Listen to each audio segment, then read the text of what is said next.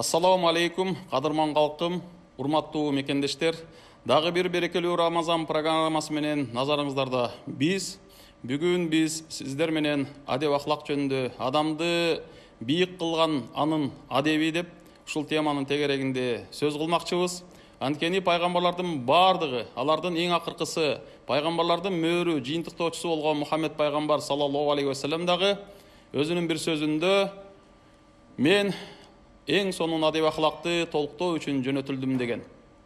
Ошон үчүн ушул адеп ахлак маселеси коомдук өсүп өнүгүүдө чоң ролду ойнойт.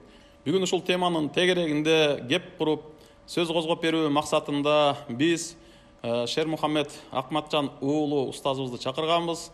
Шер Мухаммед устаз бүгүнкү күнү Кыргызстан Ислам университетинин ага окутуучусу жана ошол эле учурда уюштуруу бөлүмүнүн башчысы болуп эмгектенип келе жатат.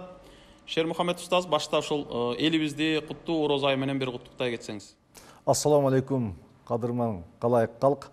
Барыңыздарды кирип келген орозо айыңыздар менен куттуктайм. Кудай таалам туткан орозоңуздарды кабыл кылып, окуган намазыңыздарды, каалоо тилектериңиздерди кабыл кылган болсун.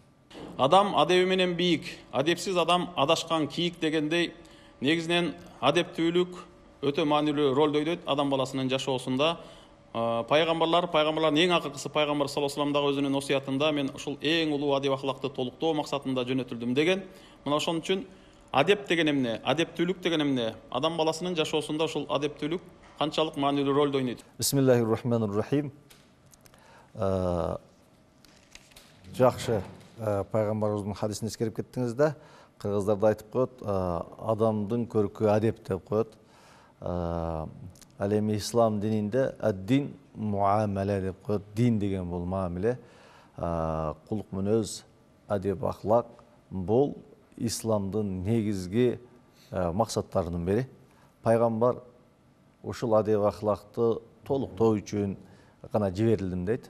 Иннама буисту ли утаммима макаримал ахлак. Мен мыкты адеп ахлакты туу чокусуна жеткирүү үчүн гана жиберилдим деп айткан жери бар. Ал эми эгерде адеп ахлактын маанилүүлүгүн билгибиз келсе, биздин ислам дининдеги 5 парызды карасак, 5 парыздын баары ушул мамилеге чакырат. Эң биринчи парыз ла иляха иллаллах Мухаммад Расулуллах деген сөз, бул Алла менен болгон мамилени түздө, жаратканга ишен, жараткандан жардам сура, жаратканга жалбар, дуа кыл, Алла менен болгон, Кудай менен болгон мамилеңди оңдо деген сөз. Экинчи парыз намаз болсо, Алла Таала Кур'ан-ы Керимде акимус-сала фа иннас-салата танха анил фахшай вал мункар. Намаз окуу, албетте намаз жаман сөздөн, жаман иштен, жаман ойдон тыят деди. Намаздын негизги максаты адам баласынын жаман сөздөн, жаман ойдон, жаман иштен тыюу болуп эсептелинет. Эгерде ким намаз окуп, жаман иштен, жаман ойдон, жаман сөздөн тыйылбаса, демек анын намазы толук эмес деген сөз. Үчүнчү негизги түркүгө орозо болсо, пайгамбар саллаллаху алейхи вассалам айтат, кимде ким орозо кармаса, ага бирөө келип тилдесе, жаман жакшы сөз айтса, ан тентекке теңелип терек бою секирбесин, мен орозомун деп жооп берсин деп айткан.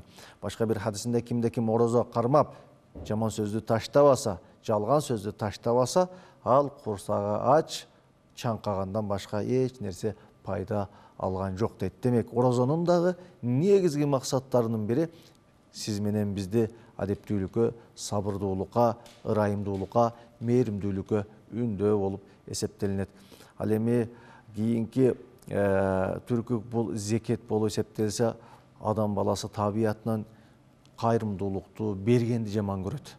Ошол адам баласынын кулук мүнөзүндөгү сараңдыкты, өзүм дебей өзгөнү деп, өзүм дебей элим деп, жерим деп жашаш үчүн колуңда барбы, байсыңбы, тыйының барбы, акчаң барбы, демек кедей кембагал, колунда жок, жетим жесирге көңүл бур деген таризде бизге зекет парыз кылынды. Эгерде ажылыкты карасак, ажылыкка барганда 1 ай бору урушмай жок, талашмай жок, жаман сөз айтмай жок деп айтып атат. 1 ай бою адам ушинтип тарбиялайт. Демек, 5 парыздын баарынын негизги максаттарынын бири сиз менен мени адам кылып тарбиялоо, сиз менен мени адептүүлүккө тарбиялоо, сиз менен мени кулук мүнөзүбүздү оңдоп түздө. Өзгөчө мына Рамазан айында турабыз. Рамазан айында буга чейинки анча мынча кеткен кемчиликтер, анча мынча адам баласынын кемчилиги бар. Бардык адам кемчиликтүү, бардык адам ката кетирүүчү, ошо каталарды түздө оңдоп, өзүн өзү 1 жылда 1 ай бою тарбиялап, өзүнө адам кылып тарбиялоо айында турабыз. Кудай таалам барыбызга ушул айда өзүбүздү тарбиялаганга, өзүбүздү оңдогонго насип кылган болсун. Рахмат. Сиз биз окуган ошол мектеп курабыбызда, бала кезибизде окуган мектептерде баягы повесть, романдар бар эле. Ошолордун бардыгы бизде ошо чыныгы инсан, чыныгы адам болуп калыптандыруу, тарбиялоо максатында жазылган болчу да. Анан менин түшүнүгүмдө бул чыныгы инсан барабар чыныгы мусулман да. Чыныгы мусулман барабар чыныгы инсан. Ушул теманы дагы бир аз ача кетсеңиз. Туура айтасыз.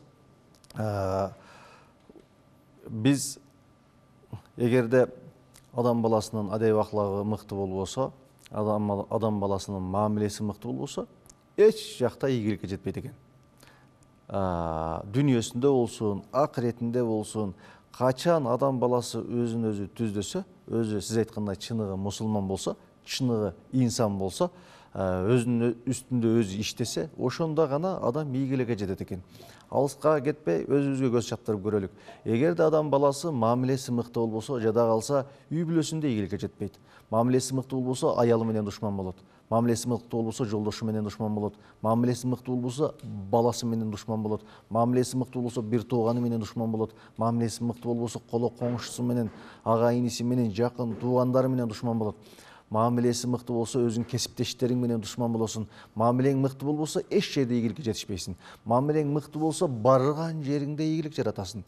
Жада калса бизнесиңде, жашооңдо, мамилеңде, ата энең менен, бир туугандарың менен, жада калса ушундай деңгээлге жетип олтурабыз. Кээде адамдар мамилеси мыкты болбогондуктан улам өзүнүн канынан, жанынан жаралган небересин жытын жыттай албайт.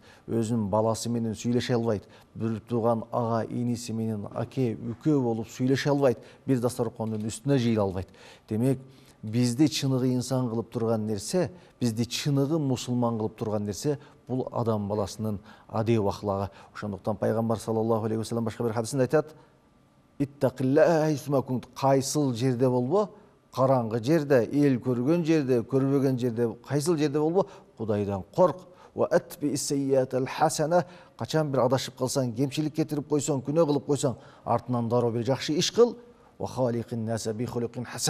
Эл менен, адамдар менен, журт менен жакшы мамиледе бол дейт. Мамиле 3 түргө бөлүнөт экен. Биринчи, Алла менен болгон мамиле, жаратуучу менен болгон мамиле түзөлүш керек экен. Экинчи, адам айланадагы жаратылыш менен, жансыздар менен болгон мамилеси бар экен. Үчүнчү, адам жандуулар менен, адамдын мамилеси бар экен. Качанда ушул 3 мамиле оңдолгондо адам чыныгы мусулман болот. Качанда ушул 3 мамиле толукталганда, ошондо адам чыныгы инсан болот. Кээде адамдар менен болгон мамилеси мыкты да, бирок жараткан Кудайын унуткан, Алланы унуткан, намазын окушту билбейт, Кудайды билбейт, Куран окушту билбейт. Демек, анын жан дүйнөсү ачка деген сөз. Ал жан дүйнөсү кыйналып жатат деген сөз. Кээде кээ бир адамдар жакшы да намазын окуйт, Алла менен болгон мамилесин оңдогон, бирок эл менен, журт менен, тууган уруу менен, ага ини менен, ата эне менен, жакыны менен, бир туугандары менен мамилесин оңдогон эмес, ал адамдын жүрөгүндө бакыт болбойт. Бакыт эмне? Бул бакыт ушул адамдар менен, эл менен, журт менен, Кудай менен болгон мамилең түздөлгөндө гана адамдын жүрөгүндө тынчтык орнойт экен, бейпилдик орнойт экен. Бакыт бул сиз менен менин адеп аклагым. Бакыт сиз менен менин мамилем. Бакыт бул сиз менен менин күн сайын адам болуп жашайм деп аракет кылуум. Бакыт бул сиз менен менин күн сайын чыныгы инсан болуп жашайм деп аракет кылуум. Адам баласы, мусулман, башка бирөөлөрдү бактылуу кылуу менен бактылуу болот да, туурабы? Чыныгы бакыт ошондо болсо керек да. Анан айтсаңыз, негизи дүйнөнү багындырган 2 чыңгыз бар да. Бирөө кылычы менен багындырган Чыңгыз хан, экинчиси калем менен багындырып, жана бүткүл дүйнөгө Кыргызды, Кыргызстанды тааныткан Чыңгыз Айтматов деген улуу жазуучу атабыз. Ошол кишинин адам баласынын үчүн эң кыйыны күн сайын адам болуу дейт да. Баягы адам болуу, адептүү болуу, ыймандуу болуу, тарбиялуу болуу, пайгамбарлардын баары мына ушуга үйрөтүп атпайбы? Ошон үчүн адам канткенде адам болот. Адам канткенде ыймандуу, адептүү болот. Адамдын аракети кандай болуш керек? Жана бул багытта мына Кыргызстан Ислам университетинин окутуучусу катары сиздер дагы жаштарга кандай таалим тарбия иштерин жүргүзүп жатасыздар, адеп ахлактуу, ыймандуу жаштарды тарбиялоо максатында. Жакшы сөз айттыңыз. Чыңгыз агабыз Кыргызстандын укмуштай кооз болгон ала тоосун, жаратылышын, таза абасын карап олтуруп, биз адам баласы ушунчалык таза, кооз, ала тоого татыктуу инсан болуп жатабызбы? Биз адам баласы, мен ушул Кудай берген жаратылышка татыктуу инсан болуп жатабызбы деген бир асыл ойлорду жазган экен. Биз ар бирибиз өзүбүздөн өзүбүз суроо сурап көрүшүбүз керек. Мен ушул Кудай берген кооз жаратылышка, Кудай берген ушундай таза сууга, таза абага, Кудай берген ушундай ала тоого, Кудай берген мага ден соолукка, адам кылып жаратып койгон Алла Таалага, Кудай Таалага биз татыктуу инсан болуп жашап атабызбы деген суроолорду ар бир адам өзүнө бериш керек деп ойлойм. Кыргызстан Ислам университети ушул адеп ахлакты түздөө үчүн, оңдоо үчүн түптөлгөндөн бери бүгүнкү күнгө чейин ушул темптин үстүндө иштеп келатат. Анткени диндин баары бул мамиле деген сөз, диндин баары бул мамиле деген сөз.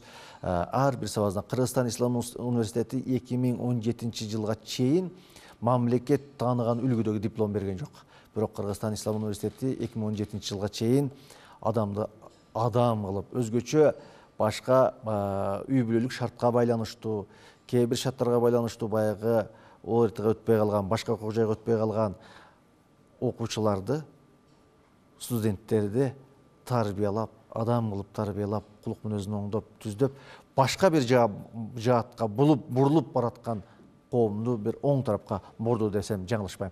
Кыргызстан Ислам университети бүгүнкү күнгө чейин 40-ка жакын ушул адеп ахлакка, ыйманга байланыштуу 40-ка чукул китеп которду. Өзүбүздүн аалымдарыбыздын Имам Бухаринин Мусулмандын адеби деген китеп которулду. Укуктарга байланыштуу, тарыхка байланыштуу көптөгөн ушул адеп ахлакка, ыйманга тийиштүү көптөгөн китептерди которуп даярдады. Рахмат. Китеп жөнүндө баштадыңыз. Негизи адам китепти окусо, китеп адамды окуйт, адам китепти ачса, китеп адамды ачат деген сөз бар эмеспи? Анан бул дүйнөнү биз ошо адам өзүн өзү тааныш үчүн, өзүнүн жараткан эгесин тааныш үчүн, өзүнүн курчап турган дүйнөнү, чөйрөнү тааныш үчүн сөзсүз түрдө жер жүзүн кыдырыш керек экен, китеп окуш керек экен, акылман даанышман адамдар менен баарлашыш керек экен. Ошонун негизинде адам баласы кемелине келип, ар тараптан өсүп өнүгөт экен да. Анан айтсаңыз, негизинен китепкөй элди, журтту, китепкөй державаны канткенде биз тарбиялап өстүрүп алабыз. Дүйнөдөгү эң китеп окуган элдердин катарына канткенде кошулабыз. Негизи адам баласынын жашоосунда китеп эмнени түшүндүрүш керек? Кур'ан-ы Керимдеги эң биринчи түшкөн аят оку деген аят түшкөн да. Качан биз окуганда гана өнүгөбүз, өсөбүз, алга ырылабыз. Кыргызстандын өнүгүшү үчүн бир эле жол бар. Ал жаштарды илимдүү, билимдүү кылып тарбиялаш керек. Жакшы сөз бар экен. Эгерде кайсы бир мамлекетти өнүктүрөм десең, 3 нерсеге көңүл буруп, 3 нерсени өстүрүш керек экен. Биринчи, тарбияга көңүл буруш керек экен, тарбияны өстүрүш керек экен. Экинчи, мугалимдин кадыр баркын өстүрүш керек экен. Үчүнчү, коомдук адамдарды, коомго үлгү боло турган аалым, биларман, даанышман адамдардын кадырын өстүрүш керек экен. Качан сырткы душман ушул 3 нерсени жок кылганда гана ошол элдин, журттун маданиятын талкалап жоготот экен. Биринчи, ошол тарбия деген үйдү, тарбия деген нерсени бутага алат экен да, жок кылат экен. Экинчи, мугалимдин кадыр баркынын кетирет экен, кадыр баркын жок кылат экен. Үчүнчү, ошол коом үлгү ала турган, коом ирчий турган адамдарды, коомдук адамдарды, аалымдарды, билармандарды ууру, бузуку, жаман адам кылып көрсөтсө, ошондо мамлекет талкалайт экен. Тарбия деген мектепти талкалаш үчүн эне деген мектепти талкалайт экен, алар биринчи. Тарбия деген мектепти түздөп оңдош үчүн биринчи оболу эне деген мектеп түзүлүш керек, эне деген мектеп оңолуш керек экен. Качанда эне өз миссиясын аткарбай, качанда эне балага тарбия бербей көчөдө жүрүп калганда, качанда эне өзүнүн балага тарбия бербей ар дайым базарма базар, жумуш менен алек болуп калганда, ошол коомдун келечеги жок болот экен. Кайсы бир сырткы күчтөр бүгүнкү күндө биздин кыргыз аялдарыны көчөгө чыгарып, жумушка чыгарып, кара жумушка чыгарып, биздин жаш муунду тарбиясыз кылууга аракет кылып жаткан учуру. Бүгүнкү күндө мугалимдердин кадыр баркын кетирип, мугалимди сиз билсеңиз, жакшы билсеңиз керек, биздин убакта мугалим дегенде аябай бийик адамды көрчүбүз. Мугалим дегенде кадыр барктуу, кыйын, акылман, даанышман адам сезчүбүз. Мугалим дегенде мугалим бул атамга караганда акылдуу, мугалим бул апама караганда акылдуу адам деп билчүбүз. Бүгүнкү күндө мугалимдин кадыр баркын ушунчалык деңгээлде түшүрүп бараткан учурубуз. Үчүнчү, ошол коомду түздөш үчүн, оңдош үчүн коомдук адамдарды, коомдук аалымдардын кадыр баркын көтөрүш керек экен. Ошол адамдардын авторитетин, аброюн көтөрүш керек экен. Бүгүнкү күндө кайсы бир адамдар аалымдарды, даанышмандарды, илимдүү, билимдүү адамдардын кадыр баркын кетирип, аларды ууру, аларды бузуку, аларды жаман, жийеркене турган адам кылып көрсөтүү аракети менен алек болуп жатат. Ошондуктан эгер коом оңолом десе, коомду түздөйбүз десек, өзүбүздү түздөйбүз десек, демек ушул билим тармагыны, окуу тармагыны түздөшүбүз керек. Китеп деген сөз, жакшы сөз айттыңыз. Бүгүнкү күндө биз ошол адеп ахлакты каяктан алабыз? Мамилени каяктан үйрөнөбүз? Китеп окуган адам бала менен кантип мамиле кылыштын жолун билет. Китеп окуган адам улуу менен кантип мамиле кылыштын жолун билет. Китеп окуган адам аял менен кантип мамиле кылыштын жолун билет. Китеп окуган адам эркек менен кантип мамиле кылыштын жолун билет. Китеп окуган адам Алла менен кантип мамиле кылыштын жолун билет. Китеп окуган адам бул өсөт, өнүгөт. Китеп окуган адам озот, китеп окуган эл тозот деп кыргыз элибиз бекерден айткан эмес. Ошондуктан бизде бир эле жол, эгер өнүгөбүз десек, өсөбүз десек, окушубуз керек. Көп күн сайын китеп окушубуз керек. Өзгөчө улуулар, өзгөчө ата-энелер балдарга телефон менен эмес, китеп окуу менен үлгү болушубуз керек. Адам менен пенде менен жараткан Алла Тааланын ортосундагы мамилени, өзү менен жана өзүн курчаган өзгө дүйнө менен мамилени эң сонун деңгээлде дизайн кылган бул ислам дини болуп эсептелет да. Ислам дининин өзгөчөлүк, артыкчылыгы ушул болсо керек да. Адам атадан баштап эң акыркы пайгамбарыбыз Мухаммед Мустафа саллаллаху алейхи вассаламга чейинки пайгамбарлардын бардыгы негизинен адеп ахлак деген керемет кооз бир имаратты курушкан да. Ошол керемет кооз имараттын эң акыркы кирпичин коюучу да биздин пайгамбарыбыз Мухаммед Мустафа саллаллаху алейхи вассалам болуп эсептелет. Ошон үчүн Алла Таала Куранда Калем сүрөсүндө 4-аятында сен эң улуу кулк мүнөздүн, эң улуу адеп ахлактын ээсисиң деп мактап айткан жери бар. Айша энебизден, анын түбөлүк түгөйү жарашкан жуумунда ачканда Айша энебизден сурашканда, анын адеп ахлагы кандай болду дегенде, силер эмне Куран окубайсыңарбы? Анын адеп ахлагы Куран болчу. Ал Куранды жашаган адам болчу. Ал Куранды жашаган пайгамбар болчу деп айткан жери бар да. Ошон үчүн баягы Алла Таалага жана акыреттен үмүт кылгандар, жараткан Алла Тааланы эскерип көп зикир чалгандар үчүн пайгамбарыбыз Мухаммед Мустафа саллаллаху алейхи вассаламде эң сонун үлгү өрнөктөр бар да. Муну дагы Куран баяндайт. Мына ошол пайгамбарыбыздын адеп ахлактуулугу жөнүндө айта кетсеңиз. Пайгамбар ар дайым жүргөн жеринде кулк мүнөзүн чырайлуу, кооз болчу, ар дайым жылмайып жүрчү. Жада калса Амир ибн Ас деген сахаба айтат да. Пайгамбардын кулк мүнөзү ушунчалык кулк мүнөзү мыкты эле дейт да. Менен болгон мамилеси ушунчалык мыкты. Мен сүйлөсөм кунт коюп угат эле дейт. Менен сүйлөшкөндө мени ушунчалык көзүмдү тиктеп олдурат эле дейт. Пайгамбар мага эч качан ушул башын карап бурулган эмес, бүт денеси менен карап сүйлөшөт эле дейт да.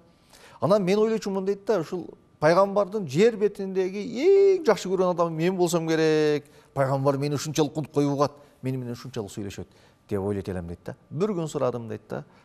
О Алланын элчиси, сиз мени жакшы көрөсүзбү же Абу Бакырды жакшы көрөсүзбү деп сурадым дейт да. Десе пайгамбар Абу Бакырды жакшы көрөм деп айтты дейт да. Анан көңүлүм бир ооруп кетти да, кайра сурадым дейт. Аллахтын элчиси, сиз мени жакшы көрөсүзбү же ана хайрун Умар, мен жакшымынбы же Умар жакшыракпы деди эле дейт. Кайра пайгамбар Умар жакшыраак деди дейт да. Кайра көңүлүм ооруду да, кайра сурадым. Аллахтын элчиси, ана хайрун Усман, мен жакшымынбы же Усман жакшыракпы дедим эле дейт. Пайгамбар Усман деп айтты дейт да. Аттиңай, ушул суроону сурабай эле коюп болуптурмун.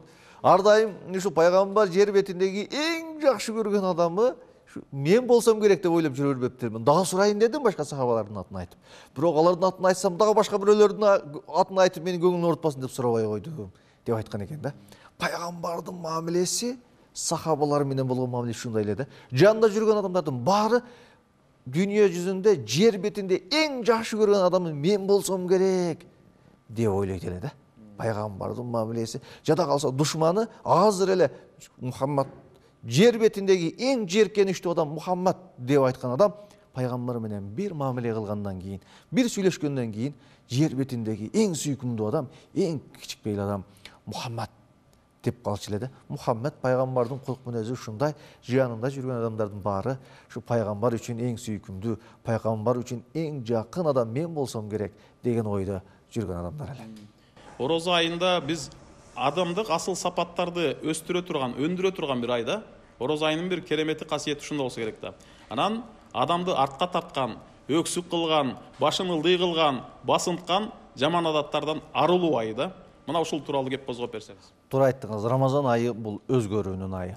Ошондуктан пайгамбар айтат, саллаллаху алейхи вассалам, кимде ким Рамазан айына кирип, тооба кылып, күнөөлөрү кечирилип, бул айдан чыкпаса, ал мурду менен жер сүзүп тозокко кирсин деп айткан. Рамазан айы бул кечиримдүүлүктүн айы. Рамазан айы бул боорукерликтин айы. Рамазан айы бул тообанын айы. Келиңиздер, мен мүмкүнчүлүктөн пайдаланып элиме кайрылгым келет. Келиңиздер, Рамазан айында тооба кылалык. Буга чейин канча чоң күнөө кылсак дагы, буга чейин канча адашсак дагы, Кудай Таалам ырайымдуу зат, Кудай Таалам мээримдүү зат, Кудай Таалам сиз менен мени жакшы көрөт. Кудай Таалам сиз экөөбүз тооба кылсак сүйүнөт экен. Келиңиздер, Рамазан айында тооба кылалык. Буга чейин жаман иш кылып жүрсөк, арак ичип жүрсөңүз, чегип жүрсөңүз, келиңиз Рамазан айында бир өзгөрүүнүн айында ичигенди, чеккенди таштаңыз. Рамазан айы бул өзгөрүүнүн айы. Эгерде буга чейин ата-энеңиз менен, бир туугандарыңыз менен, жакындарыңыз менен мамилеңиз жакшы болбой жүрсө, келиңиз Рамазан айында кечирим сураңыз. Рамазан айында бир туугандарды, жакындарды ак достор күнүнүн үстүнө жыйыңыз. Эгерде буга чейин коло коңшуңуз менен, тууган уругуңуз менен, таяке бөлөлөрүңүз менен мамилеңиз начарыраак болсо, келиңиздер Рамазан айынын мүмкүнчүлүгүндө колдон чыгарбай, баарыбыны ак достор коңдун үстүнө чакырып, ушул жерден өткөн кеткенин баарын кечирелик. Адам деген ушундай адам затта, сөз айтсаң, кыргызда жакшы сөз бар го, жылуу сөз жыланды ийинен чыгарат дейт. Бир тууган агаңыз менен жер талашып, акча талашып, болбогон дүйнө талашып, кээде урушуп, жаман жакшы айтышып жүрөсүз.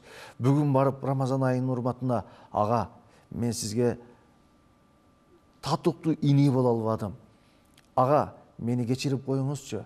Ага, будан кийин ак барак баштайлычы деп кечирим сурасаңыз, бир тууганыңыз кандай араңызда жаман сөздөр өссүн, жаман иштер өссүн, сизди кечире турган адам. Буга чейин ата-энеңиз менен, апаңыз менен мамилеңиз дурус эмес болсо, бүгүн барып, апа, мен сизге татыктуу уул боло албадым. Апа, анча-мынча тентектик кылдым. Апа, мени кечириңизчи. Апа десең, апа ушундай мээримдүү зат, арасынан кандай жаман жакшы сөз айтса да баарын кечирип кое турган зат. Келиңиздер, Рамазан айында бири-бирибизден кечирим сурайлычы. Кечирим сурасак өсөт экенбиз. Кечирим сураган адамдын даражасы бийик болот экен. Келиңиздер, Рамазан айында өзүбүздү оңдогонго аракет кылалык. Кыргыз калкы ушундай калк келет экенбиз. Сезимдерди билдирбейт экенбиз. Жакшы көрөсүң, балаңды ушунчалык умуш жакшы көрөсүң, бирок балаңды ата сизди жакшы көрөм деп айтпайт экен. Балам сени жакшы көрөм деп айтпайган, ушундай калк келет экен. Мен кыймыл аракетим менен көрсөтөм деп туура эмес жолго багыштайт экенбиз.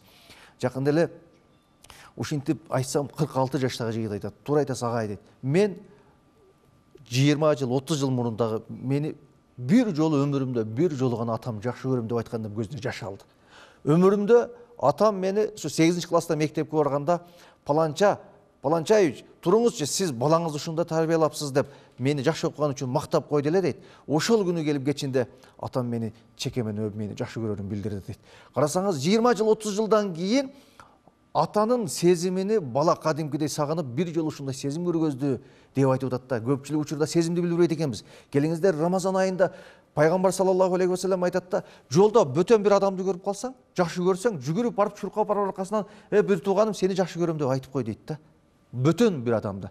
Келиңиздер, Рамазан айында бир тууганыбызга, агабызга, инибизге, балдарыбызга, ага, сизди жакшы көрөм, менен кетсе кечир десек, кандай сонун сезимдер, кандай сонун жашоолор келет да. Жакында эле Кыргызстанды дүр ай кыдырып келип, аксыга барып ушундай сөзүмдү айтсам, эртең менен Багамдаттан кийин мага бир урок кат жазып коюпту бир аял. Рахмат ага, сизге ыраазымын. Бүгүн келип түнү жолдошумадан кечирим сурадым.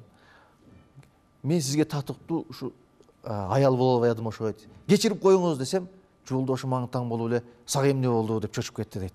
Анан жөн эле бүгүн сизден кечирим сурагым келдим десем, анан кетейин бери кел деп бооруна кысып, мени да кечирип кой деп айтты дейт. Анан кайра сизди жакшы көрөм деп айтып алсам дейт, мен да сени жакшы көрөм десе дейт, өзүмчө бакытка бөлөнүп толкунданып атам дейт да. Анан эртең менен туруп ушул нерсени бүгүн кызыма колдондум дейт. 4 балам бар дейт. Эң чоңу 8 жашта дейт. Ушу 8 жаштагы кызымды балдар менен алек болуп, кичинелер менен алек болуп чоңго көңүл бурбай коюп турмун. Бүгүн ошо 8 жаштагы кызымды чакырып, анан кетейин кызым, балдардын арасынан эң жакшы сени жакшы көрөм мен деп эшикке чыгып кайра кирсем, кызым бурчка кирип алып, өңгүрөп сүйүнгөндөн ыйлап атыптыр дейт да. Бүгүн биздин балдарыбыз сүйүүгө муктаж. Бүгүн биздин балдарыбыз мээримге муктаж. Бүгүн сиз менен биз ушундай жылуу сөзгө муктажбыз. Келиңиздер Рамазан айында жакшы көрө сезимибизди айталык. Келиңиздер Рамазан айында кечиреликчи. Анча мынча өткөн кеткенди кечиреликчи. 20 жыл, 30 жыл муркуну кечирип салып, келиңиздер Рамазан айында бир жүрөктөрдү тазалап, бир туугандарыбызга жакшы көрөрүбүздү берип, кечирип коюңуз деп айта алчу демекчимин. Рамазан айында өзгөрөлүк. Рамазан айында кулк менен өзүбүздү өзгөртөлүк. Рамазан айында келиңиздер жакындарыбыздан кечирим сурайлык. Рамазан айында бири-бирибизге жакшы сөздөрдү сүйлөйлүк. Рамазан айында бири-бирибизге сезимдерибизди билдирелик демекчимин. Келиңиздер Рамазан айы Курандын айы, китеп окуунун айы. Рамазан айыны Куран окуу менен, китеп окуу менен өткөзөлүк демекчимин. Мүмкүнчүлүктөн пайдаланып, мен бүтүндөй кыргыз элимди, мусулман калкыны баарыңыздарды жакшы көрөрүмдү билдирем. Мүмкүнчүлүктөн пайдаланып, кайсы бириңиздерге, кайсы бир тааныган адамдарга билип билбей кетирген кемчиликтерим болсо кечирим сурайм. Бар болуңуздар, бактылуу болуңуздар, ар дайым жүзүңүздөрдөн жылмаюу кетпесин. Адептүү алкыш алат, адепсиз каргыш алат деген сөз бар элибизде. Ошондуктан биз алкыш алгандардан бололу, бата алгандардан бололу, каргыш алгандардан болбойлу. Рамазаныңыздар кут болсун. Ассаламу алейкум ва рахматуллахи ва баракатух.